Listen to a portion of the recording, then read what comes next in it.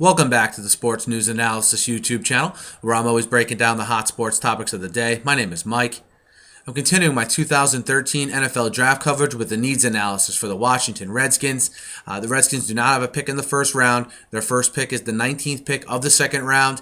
They do have 7 picks in all in rounds 2 through 7.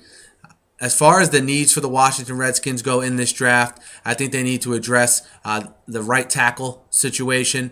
Also, some help in the secondary, most notably at safety. And also, I think it couldn't hurt to get RG3 another weapon as far as a receiver goes. I think with that 19th pick in the second round, there's going to be a good cluster of right tackles available for the Redskins to choose from, whether it's a Kyle Long from Oregon, a Dallas Thomas from Tennessee, even a Teron Armstead from Arkansas Pine Bluff, who had that great combine and has vaulted into a second or third round grade here. I think any one of those 3 guys could be available and would be a good fit there to fit the running game that the Redskins like to feature. With Alfred Morris and obviously RG3 getting on the edge a little bit as well. As far as the second pick of the Redskins, their third round pick, I should say, goes, I think they need to address the safety situation. And while there's not, besides for Kenny Vaccaro, there's probably not any real top-end safeties in this draft.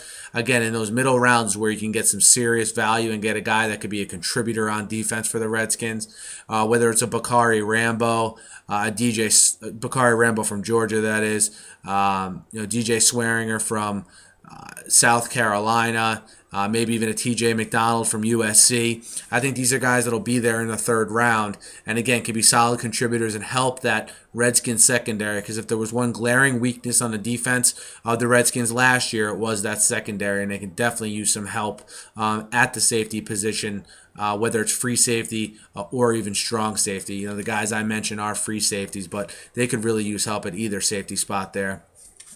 As far as a receiver goes, for RG3 in the passing game, 3 names that could be available in the 4th round that I think the Redskins should definitely jump on. Kobe Hamilton from Arkansas, and then smaller guys like Kenny Stills from Oklahoma or Stedman Bailey from West Virginia. I really like the Stedman Bailey, Kenny Stills fit with RG3 there to go along with Garcon and Hankerson in the passing game, and Fred Davis, remember, coming back from injury this year as well. So that's how I see the need sort of shaping out for the Redskins later on in the draft. Again, I don't think it could hurt to add some depth on the defensive line. Again, address the secondary as well, because that was a major weak spot, as I said, of the Redskins defense last year.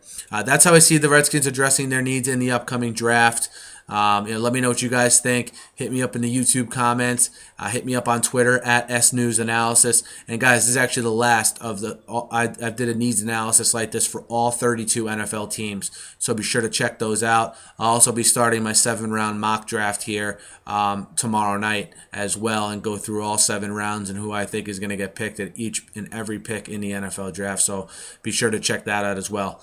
But thanks a lot for listening, guys. Be sure to subscribe. If you subscribe as I upload videos to YouTube, they'll get uploaded right to your feed here. Thanks again for listening, and have a great night.